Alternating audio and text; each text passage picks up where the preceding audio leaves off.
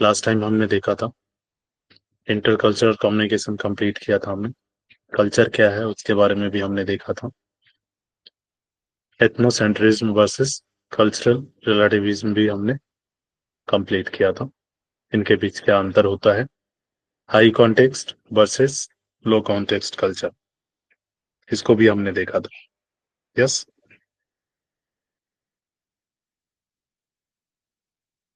Classroom communication भी हमने complete किया था एक, जिसमें हमने process coal and chain model हमने देखा था किस तरीके से होता है।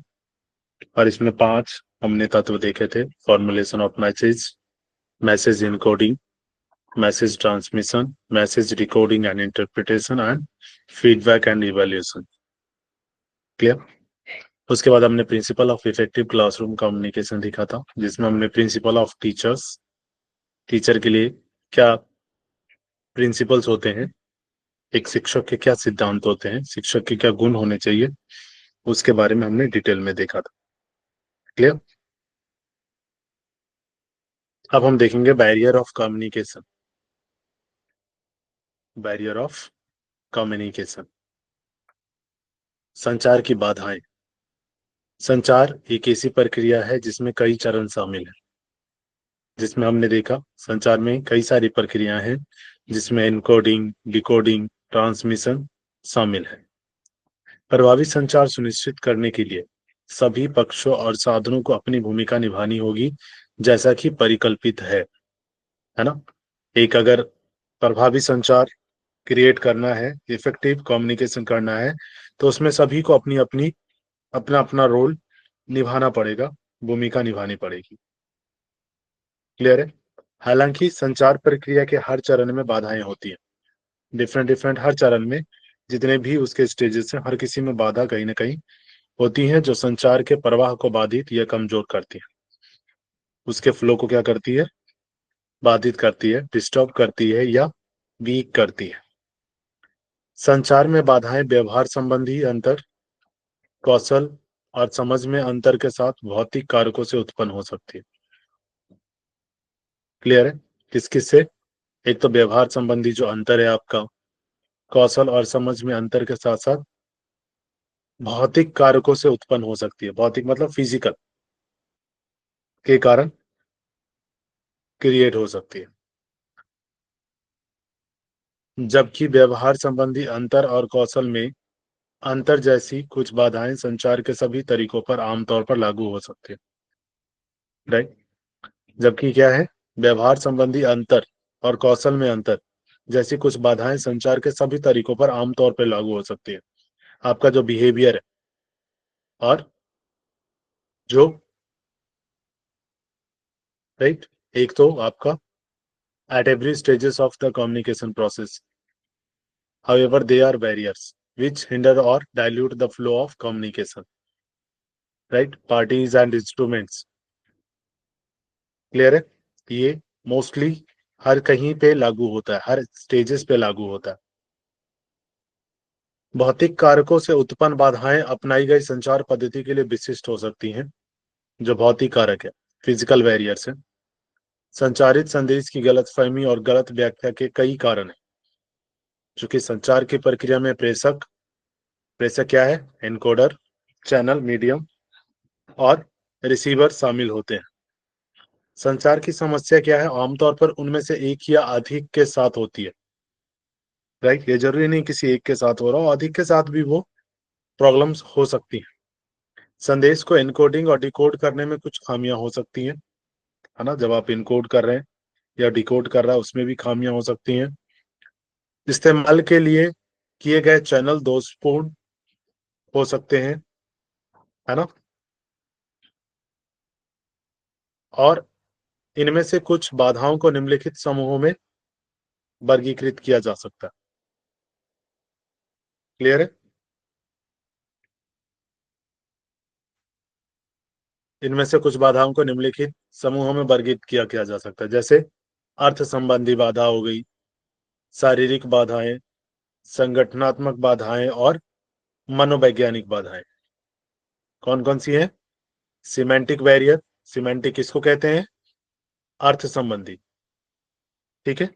सिमेंटिक बैरियर जिसमें अर्थ संबंधी, फिर फिजिकल बैरियर जिसको हम शारीरिक बाधाएं कहते हैं, उसके बाद आपका ऑर्गेनाइजेशनल संगठनात्मक बाधाएं, और फिर साइकोलॉजिकल बैरियर्स। ये 4 प्रकार के बैरियर्स हैं कम्युनिकेशन में: सिमेंटिक, फिजिकल, ऑर्गेनाइजेशनल और साइकोलॉजिकल बैरियर। क्लियर है?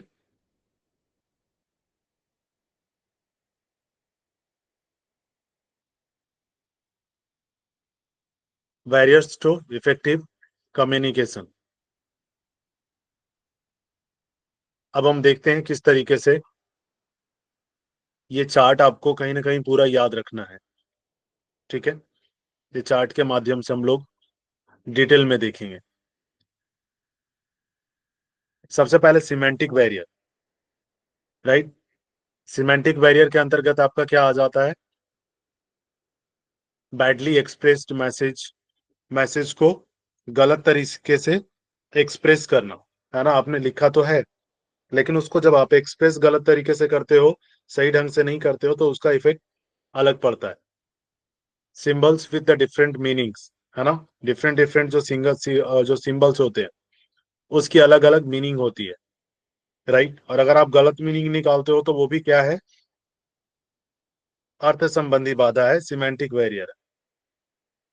फॉल्टी ट्रांसलेशन, है ना, ट्रांसलेट करने में गलती।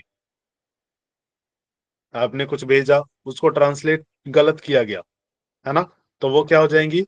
अर्थ संबंधी हो जाएंगी, सिमेंटिक बैरियर हो जाएगा।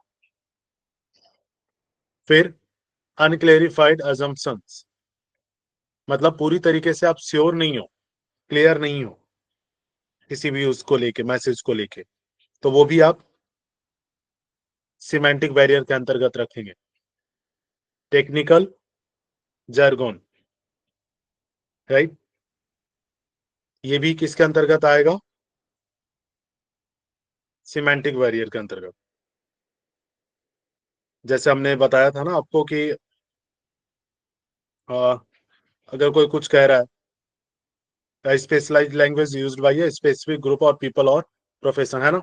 कई सारे लोग ऐसे होते हैं जो, कई सारे ऑर्गेनाइजेशन होती हैं, ग्रुप होती हैं जो डिफरेंट टाइप्स की लैंग्वेज बोलती हैं, राइट, अलग अलग लैंग्वेज का यूज करते हैं। क्लियर है? तो उसको समझने में भी गलतियां हो सकती है। क्लियर, जो उसके आउटसाइड के हो।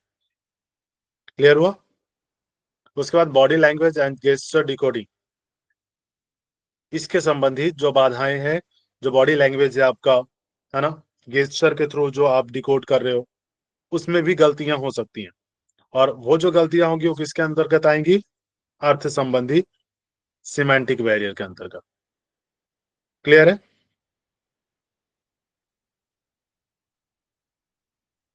उसके बाद हम बात करते हैं फिजियोलॉजिकल बैरियर के ऊपर, जो साइकोलॉजिकल बैरियर है, राइट, जिसमें premature evaluation, right, lack of attention, आपका अटेंशन ना होना प्रॉपर। क्लियर है?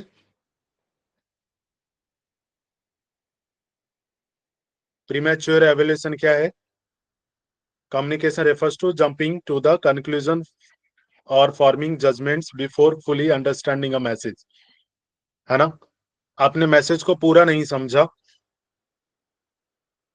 क्लियर है, और आपने एक जजमेंट बना लिया अपनी तरफ से, that is called pre mature evaluation. Clear है? ये उसके बाद जल्दबाजी में लैक ज्यादा ऑफ, होता है। हाँ बिल्कुल होता है, समाज में होता है, समाज में भी आज आपको देखने को मिलता है ना। किसी के बारे में आप नहीं जानते हैं, लेकिन धारणा बना लेते हैं पहले, राइट। और जब आप उसको अच्छी तरीके से जानते हैं तो आपको फिर पता चलता है कि अरे, इसके बारे में तो हम गलत सोच रहे थे, है ना। That is called psychological barrier. उसके बाद loss by transmission and poor retention, है ना, ध्यान का कम होना, एकाग्र ना होना। फिर डिस्ट्रक्ट, डिस्ट्रस्ट, ठीक है। ये सारे मानसिक लेवल पे, ठीक है। साइकोलॉजिकल को आप कहाँ से लेंगे? मानसिक से। क्लियर है? डिस्ट्रस्ट को क्या होता है? किसी पर भरोसा ना कर सकने वाली जो भाव होता है ना, दैट इज डिस्ट्रस्ट। क्लियर है? ये आपका साइकोलॉजिकल बैरियर के अंतर्गत आ जाएगा। उसके बाद हम अगर ऑर्गेनाइजेशनल बैरियर देखें, जो बाधा है, ऑर्गेनाइजेशनल जो बाधा है, उसमें ऑर्गेनाइजेशनल पॉलिसी, कई बार कुछ ऑर्गेनाइजेशंस की जो पॉलिसी होती है काफी हार्ड होती है ना, या काफी कठिन होती है, या काफी कॉम्प्लिकेटेड होती है। तो उस कंडीशंस में क्या होता है, ये भी एक बैरियर का काम करता है। रूल्स एंड रेगुलेशंस कुछ ज्यादा ही, कई बहुत सारी कंपनियों में है ना, रूल्स एंड रेगुलेशंस बहुत ज्यादा होते हैं, तो वहां पे संचार करना, राइट, मतलब इफेक्टिव कम्युनिकेशन करना मुश्किल है। क्लियर है? आपका स्टेटस है ना, हाई क्लास से लो क्लास, मिडिल क्लास, ये भी क्या है, एक बैरियर है कहीं ना कहीं, ठीक है। Complexity in the organisation structure, कई बार क्या होता है, बहुत स्ट्रक्चर ऐसा होता है ना जहाँ पे आप फ्रीली कम्युनिकेट नहीं कर पाते, बहुत कॉम्प्लिकेटेड होते हैं, है ना, एक से दूसरा, दूसरे से तीसरा, तीसरे से चौथा, चौथे से पांचवा, तो वहां से कॉम्प्लिकेशंस जो होते हैं, कम्युनिकेशन जो होता है, वो थोड़ा सा इफेक्टिव नहीं हो पाता है, ये बैरियर है, राइट, अगर कॉम्प्लिकेटेड स्ट्रक्चर हो तो।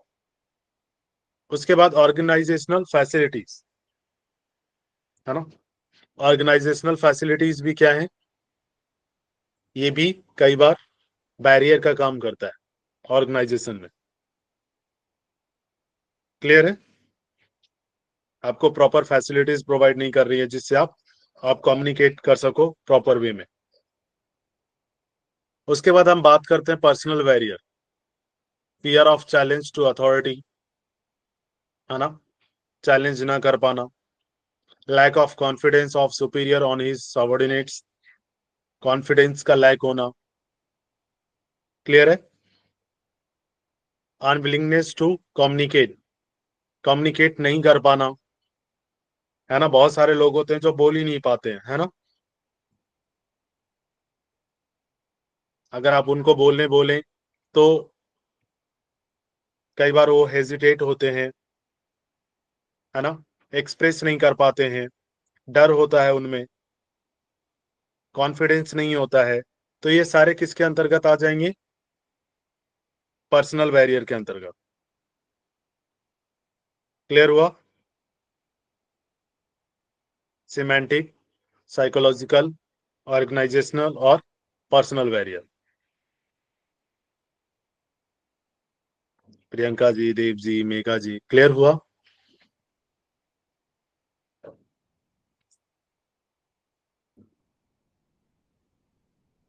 वॉइस आ रही है ना मेरी?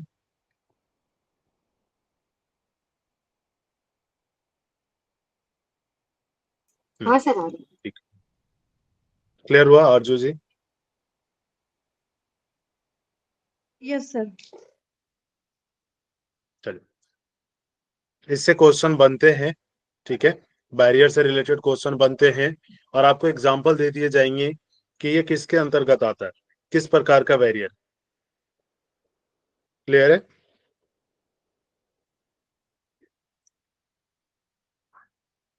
अब हम देखते हैं 7 Cs of effective communication. Communication की स्किल्स क्या है? 7 C, राइट। कभी कभी इसको भी पूछ दिया जाता है, व्हाट इज द 7 Cs, या 3 या 4 दे देगा, और उसमें से आपको छांट के लिखना होगा कि इनमें से कौन सा 7 Cs के अंतर्गत आता है, इफेक्टिव कम्युनिकेशन के अंतर्गत। क्लियर है? कम्युनिकेशन स्किल्स कहते हैं 7 communication skills of effective communication. Clear है? सबसे फर्स्ट है सी से clear, be clear about the goal and purpose of your message. आपको क्लियर होना चाहिए बिल्कुल कि आपका मैसेज क्या है, आपके मैसेज का पर्पस क्या है और आपके मैसेज का गोल क्या है ना। जब भी आप कहीं कोई मैसेज भेज रहे होते हैं तो आपको पर्पस क्लियर होता है ना, किस पर्पस के लिए आप मैसेज भेज रहे हैं या उस मैसेज का गोल क्या है। क्लियर है। उसके बाद concise, keep to the point and keep your message short and simple. Message बहुत लंबा चौड़ा नहीं होना चाहिए कि व्यक्ति ढूंढता रह जाए कि मेन पॉइंट कहाँ था, है ना। कई लोग ऐसे होते हैं जो एक लंबा चौड़ा पूरा पैराग्राफ भेज देते हैं, है ना, और फिर आपको पूरा पढ़ने के बाद समझ में आता है अच्छा मैसेज तो 2 लाइन में ही था बीच में, है ना। तो अगर आपको इफेक्टिव कम्युनिकेशन करना है तो आपका मैसेज क्या होना चाहिए, कंसाइज होना चाहिए, शॉर्ट होना चाहिए, सिंपल होना चाहिए और टू द पॉइंट होना चाहिए। क्लियर है। उसके बाद है concrete, be clear not fuzzy, provide details but not too much details, है ना। ऐसा नहीं कि पूरी व्याख्या कर दें। ठीक है। वॉइस ज्यादा तो नहीं आ रही, बैकग्राउंड वॉइस आ रही है क्या। नो सर, कोई बात नहीं सर। वॉइस ठीक आ रही है ओके। सर। तो क्या है आपका जो मैसेज है वो क्या होना चाहिए, डिटेल प्रोवाइड करना चाहिए बट इतना नहीं कि पूरा आपने राम कहानी लिख दी, है ना। डिटेल में हो, समझ आनी चाहिए, तो उसको कहते हैं कंक्रीट। क्लियर है। उसके बाद है correct, make sure your message is accurate and grammatically correct, है ना। आपका जो मैसेज है क्या है, करेक्ट होना चाहिए, ग्रामर में आपका करेक्ट करेक्ट होना चाहिए और एक्यूरेट होना चाहिए। उसके बाद है कोहेरेंट, कोहेरेंट क्या है, make sure your message flows well and laid out logically, है ना। लॉजिकली वैलिड होना चाहिए, ऐसा नहीं कि कुछ भी आपने भेज दिया। क्लियर है। और उसका जो फ्लो है वो बेटर होना चाहिए। फिर complete, ensure the recipient has the everything they need to understand. जो रिसीव कर रहे हैं मैसेज को, जो जो रिसीव कर रहे हैं, है ना, वो उनको मैसेज प्रॉपरली समझ में आना चाहिए, क्लियर होना चाहिए। उसके बाद है कॉर्टियस, कॉर्टियस क्या है, your message should be polite, friendly, professional and open, है ना। मैसेज क्या होना चाहिए आपका, पोलाइट होना चाहिए, फ्रेंडली होना चाहिए, प्रोफेशनल होना चाहिए और ओपन होना चाहिए। क्लियर है। क्लियर, 7 C's इफेक्टिव कम्युनिकेशन के जो 7 C's है, 7 इफेक्टिव कम्युनिकेशन के जो पार्ट है वो कौन कौन से है, clear, concise, concrete, correct, coherent, complete और कॉर्टियस। क्लियर।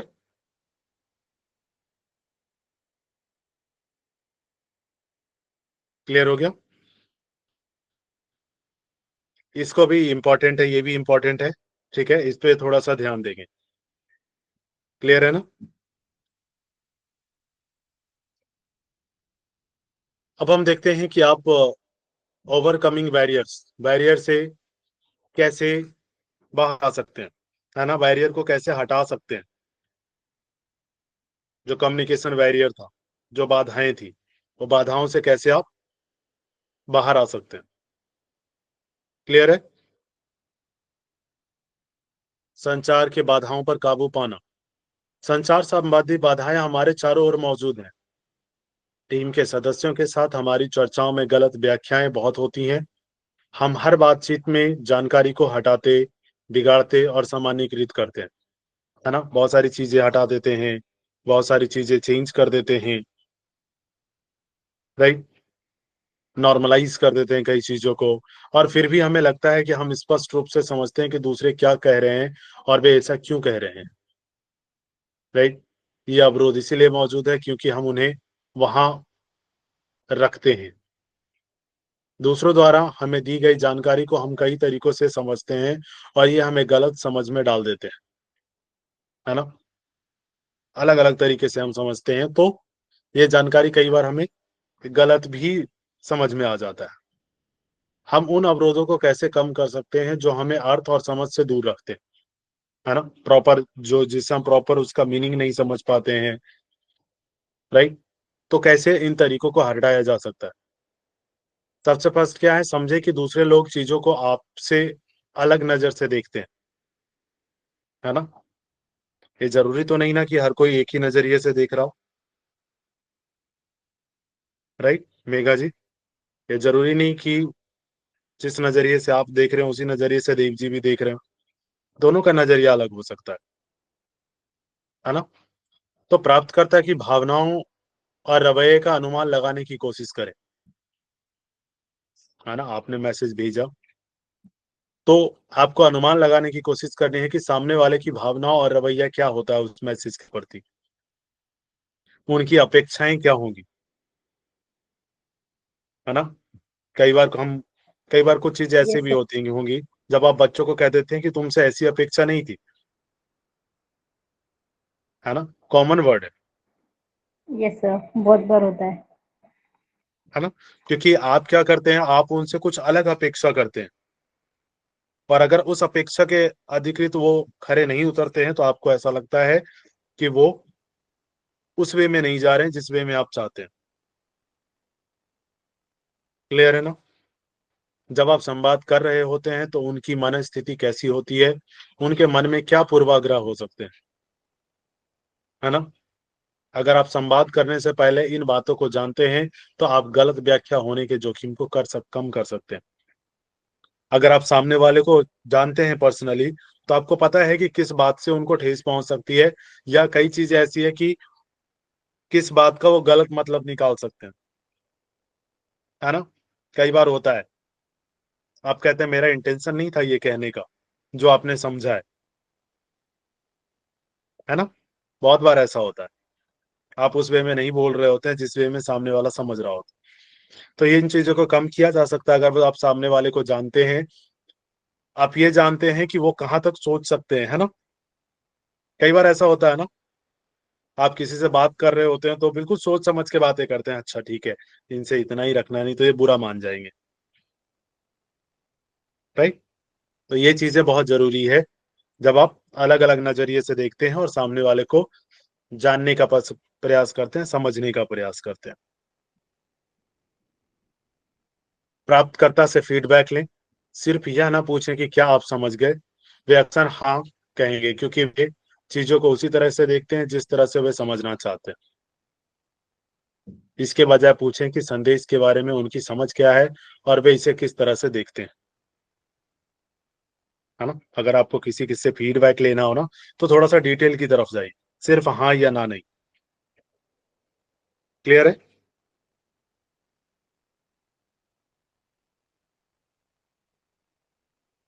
जितना संभव हो आमने सामने बात करें, इससे सवाल पूछने का मौका मिलेगा, और सबसे महत्वपूर्ण बात यह है कि आप बॉडी लैंग्वेज देख पाएंगे जिससे ज्यादा अर्थ समझ में आएगा, ठीक है। फोन या ईमेल के माध्यम से बात करने से अधिक सुविधाजनक है ना। जब सामने होते हैं तो आप समझ पाते हैं कि सामने वाले की बॉडी लैंग्वेज क्या है, किस टाइप से रिप्लाई दे रहा है ना, कितना समझ आया। ऐसी भाषा का प्रयोग करें जो श्रोताओं के अनुकूल हो। आपको भाषा का चुनाव बहुत सावधानी से करना चाहिए, है ना। इतने कठिन शब्दों का भी उपयोग नहीं करना चाहिए कि आप पूरी बात कह गए सामने वाले को पता ही नहीं चला, समझ ही नहीं पाए, है ना। भाषा और शब्दों का प्रयोग करके प्रभावित करने की कोशिश करें जिससे श्रोताओं द्वारा विकृत किया जाता है या उन्हें भ्रमित और अपर्याप्त बनाता है। साथ ही वे आपकी बात नहीं सुनेंगे जबकि वे यह पता लगाने की कोशिश करेंगे कि आप किस बारे में बात कर रहे हैं, है ना। आपको क्या करना है, शब्दों का बेटर प्रयोग करना है।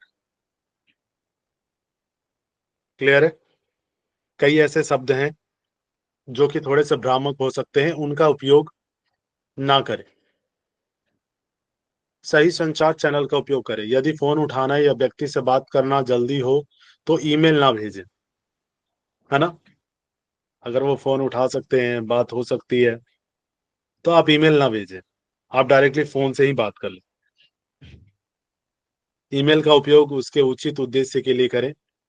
हम तेजी से काम कर रहे हैं, बातचीत की कला खोना, गलत माध्यम का उपयोग करके उसमें इजाफा ना करें, है ना। जब चीजें दूसरा ऑप्शन अवेलेबल हो तो उसी का चुनाव करें जो ज्यादा आसान हो, जिससे इजीली मैसेज को ट्रांसमिट किया जा सकता है। अपने संचार में ईमानदारी और सत्यनिष्ठा रखें। यदि आपको ऐसा व्यक्ति समझा जाता है जिसमें ईमानदारी की कमी है, तो तुरंत पता चल जाएगा और आपके और श्रोता के बीच और भी अधिक अवरोध पैदा हो जाएंगे, है ना। कई लोग होते हैं, राइट, जिनको आप सुनना पसंद नहीं करते। आपको लगता है ये हमेशा ऐसे ही बात करता है ना। बहुत सारे होते हैं। अगर वो सामने आया तो पता चला आप साइड से निकल रहे हो ना, ये बोलेगा ही वैसा, उल्टा ही बोलेगा ही। क्लियर है। तो ये चीजें, आपकी ईमानदारी और सत्यनिष्ठा होनी चाहिए, तो कहीं ना कहीं संवाद बेहतर होता है। दूसरों के लिए आपकी बात सुनना आसान बनाए। ऐसा ना हो कि सिर्फ मैं बोल रहा हूँ, है ना। अपनी संचार शैली को ऐसा बनाएं कि वह एक ऐसी शैली हो जो दूसरों के लिए भी उतनी ही महत्वपूर्ण हो। वार्ताकार वह व्यक्ति जो किसी बात को शीघ्रता से, संक्षेप में और स्पष्ट रूप से कहने में सक्षम हो। दृढ़ विश्वास, राइट। यदि आपका मुख्य संदेश हजारों शब्दों के दलदल में खो गया हो तो लोग, मुझे आश्चर्य है कि आपका क्या मतलब है। क्लियर है। और इसका उद्देश्य क्या है? स्पष्टता और संक्षिप्तता ही मुख्य शब्द है। आपको संक्षिप्त और स्पष्ट रखना चाहिए अपने मैसेज। क्लियर है।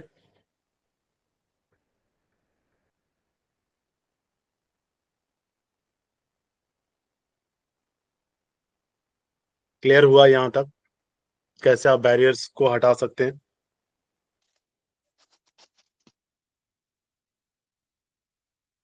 देव जी, समझ आया? हाँ, हाँ जी सर। जी सर, अच्छा ठीक रहा है। सर। मेघा जी कुछ कह रही हैं? नहीं सर, वो गलती से हो गया था। ठीक है, चल, ये बैरियर्स वाला हमारा टॉपिक कंप्लीट हुआ। अब हम आगे मूव करते हैं मास मीडिया पे। ये ऑलमोस्ट आई थिंक लास्ट ही चल रहा होगा हमारा। हाँ, मास मीडिया हमारा लास्ट है। ठीक है, इसको खत्म ही कर लेते हैं आज। ठीक है, कल हम लोग एमसीक्यूज कर लेंगे और जो पीवाईक्यू। मास मीडिया, संचार media. Mass media refers to communication device which can be used to communicate and interact with a large number of audience in a different language. Mass media क्या है? मास मतलब बड़ा, है ना, फैला, जिसमें लार्ज हम कहते हैं। Mass means large. Mass media से तात्पर्य क्या है? संचार उपकरणों से एक है जिनका उपयोग विभिन्न भाषाओं में बड़ी संख्या में दर्शकों के साथ संवाद और बातचीत करने के लिए किया जा सकता है। मास मीडिया के अलग अलग प्रकार हैं, जिसमें सबसे पहले प्रिंट मीडिया। प्रिंट मीडिया में क्या क्या आता है? न्यूज़पेपर हो गया, मैगजीन हो गया, बुकलेट एंड ब्राउचर हो गया, एंड बिलबोर्ड्स। बिलबोर्ड्स मास भी का किसके मतलब ये अंतर्गत होता आता है? है सर। हाँ, सर मास का मतलब होता है जनगण जो चीज में ज्यादा लिप्त रहता है। ओके, मास को पीपल को कहा जाता है। तो विस्तृत न्यूज़पेपर, कह सकते हैं मैगजीन, ना, हाँ। विस्तृत। मास हम्म के लिए विस्तृत शब्द यूज किया जाता है एक बड़े लेवल पे। हम्म। तो न्यूज़पेपर भी बड़े लेवल पे आदमी पढ़ता है ना। यस, ये संचार, ये मास मीडिया के जो जनसंचार के माध्यम है ये, है ना, जिससे लंबे, मतलब जो ज्यादा से ज्यादा लोगों तक पहुंच होती है, जिसमें, है ना, डिफरेंट लैंग्वेज के माध्यम से। तो प्रिंट मीडिया के अंतर्गत कौन कौन से आएंगे? आपका न्यूज़पेपर, मैगजीन, बुकलेट, ब्राउजर और बिलबोर्ड्स। बिलबोर्ड्स याद रखेंगे, ये कई बार दे दिया जाता है। इलेक्ट्रॉनिक मीडिया में आपका हो गया टेलीविजन, रेडियो। और न्यू एज मीडिया में कौन कौन से आ जाएंगे? Mobile phones, computers, internet, electronic books, ये सारे न्यू एज मीडिया के अंतर्गत आ जाएंगे। क्लियर है? अब हम कंपोनेंट्स ऑफ मास कम्युनिकेशन देख लेते हैं, संचार के घटक। टू बेसिस बेसिक कंपोनेंट्स हैं, जैसे the mass media, the mass and the communication media. जन और संचार माध्यम। द मास क्या है? जनसंचार में जन की अवधारणा को एक बड़े विषम मिश्रित अनाम दर्शक वर्ग के रूप में परिभाषित किया जाता है। लार्ज, हेट्रोजीनियस, असॉर्टेड और एनॉर्मस ऑडियंस। ये वर्ड आप एज इट इज याद करिएगा। क्लियर है? ये वर्ड आप एज इट इज रखेंगे। क्वेश्चन कई बार पूछा गया है कि what is the quality of a mass media. Clear है? सर इसको मास कम्युनिकेशन भी बोल सकते हैं क्या? हाँ, बिल्कुल मास कम्युनिकेशन है ना। सबसे पहले देखिए लार्ज।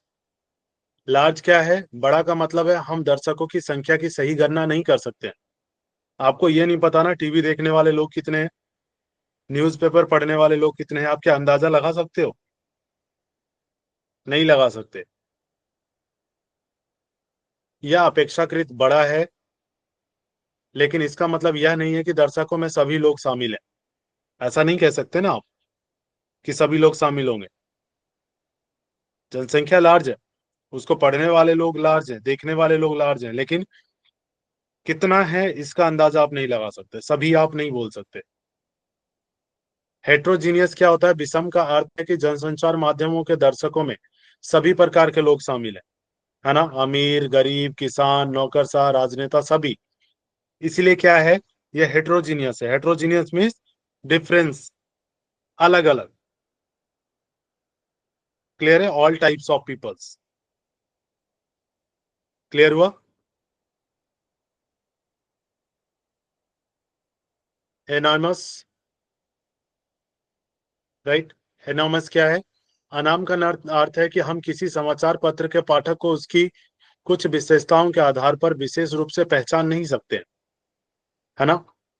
कौन कौन आपका अखबार पढ़ रहा है, क्या आप जानते हो? नहीं जानते। आज वह किसी विशेष समाचार पत्र का पाठक हो सकता है, कल वो अपनी मीडिया की आदत बदल सकता है ना। पहले लोग न्यूज़पेपर पढ़ते थे, अब चेंज हो गए, टीवी देख रहे हैं। कोई भी किसी भी समय मास मीडिया दर्शकों का एक सदस्य हो सकता है। क्लियर है ना? अलग अलग। असॉर्टेड क्या है? विविध। असॉर्टेड का मतलब अर्थ क्या है? विविध का अर्थ है कि जनसंचार माध्यम के पाठक किसी विशेष भौगोलिक क्षेत्र तक सीमित नहीं होते हैं, है ना। ये जरूरी थोड़े है कि टीवी का एक चैनल जो यहाँ देखा जा रहा है सिर्फ यही देखा जा रहा है ना। दिल्ली में भी देखा जा सकता है, राजस्थान में भी देखा जा सकता है ना। साउथ में भी वो चैनल चल रहा होगा। तो ये जरूरी नहीं है कि एक भौगोलिक सीमा के जो क्षेत्र है उसी तक सीमित है, वो डिफरेंट क्षेत्रों तक भी सीमित है। उदाहरण के लिए एक समाचार पत्र का जो पाठक है दुनिया के हर कोने में हो सकता है ना। द हिंदुस्तान टाइम्स, ये जरूरी थोड़े है कि लोग यही पढ़ते हो। क्लियर है?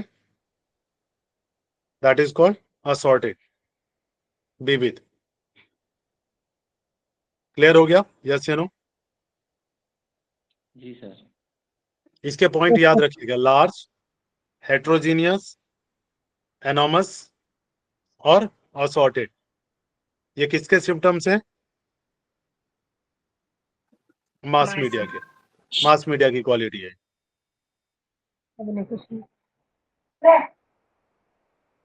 मास मीडिया का एवोल्यूशन कैसे हुआ? भारत में 19वीं और 20वीं शताब्दी में जो सात जनसंचार माध्यम नामक वर्गीकरण लोकप्रिय हुआ,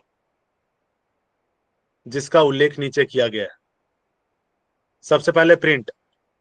अब यहां से ये इंपॉर्टेंट पार्ट है, पिछली बार क्वेश्चन आया था पिछले से पिछली बार देव जी याद है क्या? सीक्वेंस में लगाने के लिए कौन पहले आया है कौन बाद में, हाँ जी सर। ठीक है। इसमें से सीक्वेंसिंग आया है कि आप इसको सीक्वेंस वाइज अरेंज करिए, टाइम के अकॉर्डिंग, टाइम पीरियड के अकॉर्डिंग। सबसे पहले कौन सा आया? प्रिंट मीडिया, जो कि 15वीं शताब्दी के उत्तरार्ध से पुस्तकें हो गया, पैम्पलेट हो गया, समाचार पत्र, पत्रिकाएं आदि प्रचार उद्देश्यों की शैली या बाउंड प्रूफ का उपयोग किया जाता था। ये कब किया जाता था? प्रिंट मीडिया 15वीं शताब्दी में। उसके बाद रिकॉर्डिंग आया 19वीं शताब्दी के उत्तरार्ध से, जिसमें ग्रामोफोन रिकॉर्ड, चुंबकीय टेप, कैसेट, कॉर्ट्रिज, सीडी और डीवीडी। ये कब आया? 19वीं शताब्दी में। क्लियर है? उसके बाद आता है सिनेमा। भारत में सिनेमा की शुरुआत कब हुई? 1900 से। क्लियर है? रेडियो, रेडियो की शुरुआत हुई 1910 के बाद से अस्तित्व में आया है। उसके बाद टेलीविजन, टेलीविजन की शुरुआत 1950 के बाद हुई है। इंटरनेट का उपयोग 1980 के बाद से शुरू हुआ, 1990, राइट, 1980 नहीं, 1990 के बाद से। और मोबाइल फोन का उपयोग कब शुरू हुआ? 2000 के बाद से।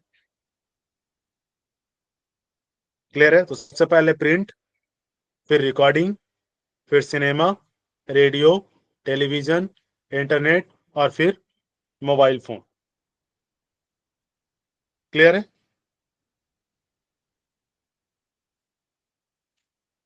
Yes sir. समाज पर मास मीडिया का क्या प्रभाव है ना? Effect of mass media on society.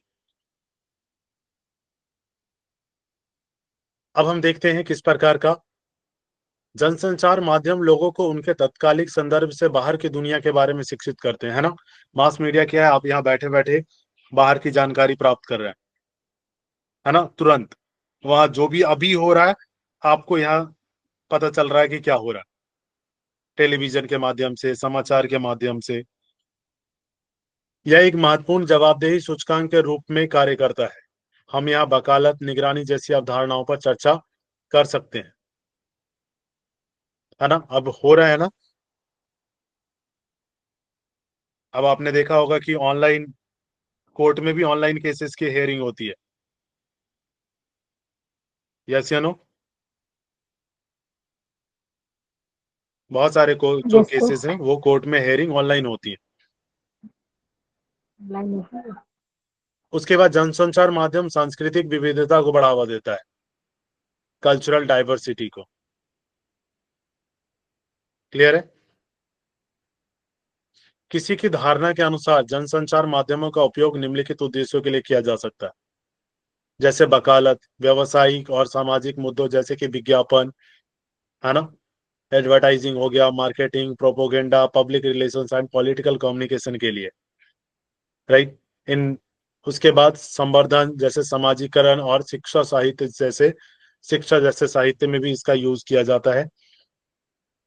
मनोरंजन के लिए, अभिनय के लिए, संगीत, हल्का फुल्का जो पठन है, जो रीडिंग है, लाइट रीडिंग, कंप्यूटर गेम्स, इसके लिए भी यूज किया जा सकता है। पत्रकारिता, समाचार और सूचना एकत्र करने, आकलन करने, सृजन करने, प्रस्तुत करने की गतिविधि भी की जा सकती है।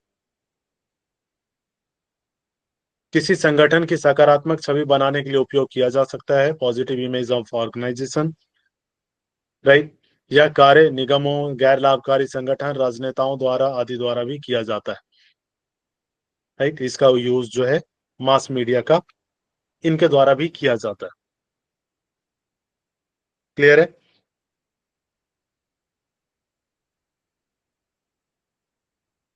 चल, ये हमारा कंप्लीट हुआ। जो टॉपिक्स थे मोस्टली मैंने आपको कंप्लीट करा दिया है। क्लियर है? Yes sir.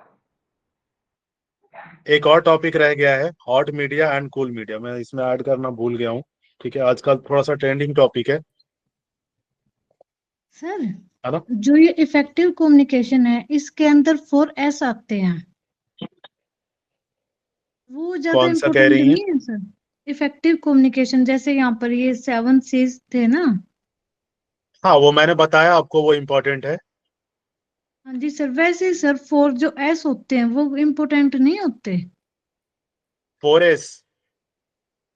Ji sir. 4S I think मैंने कहीं ऐड किया था, देखना पड़ेगा। 4S आपको मैंने बताया था ना, कहाँ पढ़ाया था?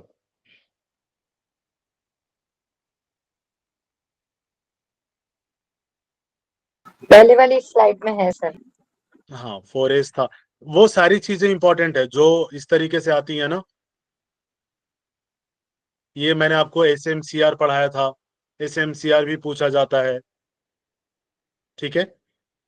फिर आपको ये बताया था मैंने, याद है, लॉसवेल का मॉडल, जी sir. Who says which, whom, और फिर फॉर व्हाट। क्लियर है? फिर ये बताया था मैंने आपको, एरिस्टोटल मॉडल में कितने थे।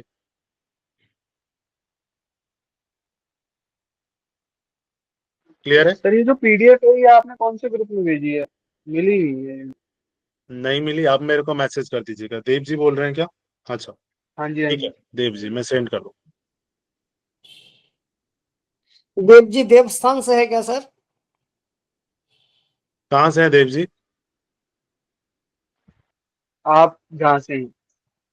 दिल्ली हम से? सोचे आप दिल- उत्तराखंड हाँ से हैं जी। देव जी। दिल्ली नहीं, वाले हैं। मैं कौशल सर के घर के पास में ही रहता हूँ, ज्यादा दूर नहीं है हम दोनों का घर। मतलब दिल्ली दिल्ली दिल्ली। हाँ जी। हाँ, दिल्ली में बहुत नजदीक है। हाँ नहीं, क्योंकि हम लोग हरिद्वार को देवस्थान बोलते हैं। Okay okay. बढ़िया। कभी मिलना होगा, मैं गया था मिस सर से मिलने। सर जरूर मिलेंगे आपसे भी। बिल्कुल आइए। क्लियर हो गया ये? हॉट मीडिया कल, कूल मीडिया को मैं कल एक्सप्लेन कर दूंगा एक बार, ठीक है। उसका चार्ट भी भेज दूंगा, एक बार पढ़ लेना आप लोग। सब सारे ऐड करके एक संगे पीडीबी भेज दीजिएगा, जीरोक्स निकालने में सुविधा होगा अब ये बिल्कुल क्लियर है, दोबारा भेज देंगे, ठीक है। ना। जो सब ऐड करना था ना, बोल रहे थे उस दिन भी बोल रहे थे, आज भी बोल रहे थे। वो थोड़ी सी वर्डिंग थी ना, एक्चुअली क्या हुआ, एकदम से मैंने बनाया आप लोगों के लिए, दिक्कत ये थी। हाँ, लैपटॉप में हमेशा पढ़ने में मन नहीं, आई में प्रॉब्लम हो रहा है, बहुत प्रॉब्लम होता है आई में। अखबार पेपर एक्चुअली पढ़ लो क्या ठीक होता है है। ना, काफी टाइम जैसे फोन में भी टाइम जाता है ना, तो हाँ ये दिक्कतें होती हैं लॉन्ग टाइम तक। सर ऐसे भी हो रहा है जैसे आप जो पढ़ा रहे हैं उसके बाद मैं बुक से पढ़ रहा हूँ, तो बुक से मुझे बिल्कुल अलग लगा। अच्छा, हाँ जी, तो एक बार का मतलब एक बुक काम में करना ना, लेक्चर दोबारा सुन लेना। देखो, जिसका जो अच्छा लग रहा है उससे पढ़ो, पास लेक्चर हो जाने से हमें लेक्चर मतलब। मैंने सुन लिया। नहीं, जैसे मैं अपनी नोट्स प्रिपेयर करता हूँ ना, तो मैं बुक खोल के उसी में प्रिपेयर कर रहा था, सब कुछ रिटर्न डाउन कर रहा था। तो आपके मतलब बुक में बहुत ज्यादा एक्सप्लेनेशन है, और जो चीज आप बता रहे हैं वो बुक में भी नहीं है। ऐसा हो मैंने रहा है। यही चीज बोला था, मैंने स्टार्टिंग में बोला था, किसी कोई थे वो कह रहे थे कि सर कौन सी बुक है। मैंने वही चीज कहा कि मैंने इतना शॉर्ट किया है ना, अगर आप एक्सप्लेनेशन पढ़ने जाओगे ना, बहुत लंबा टॉपिक है।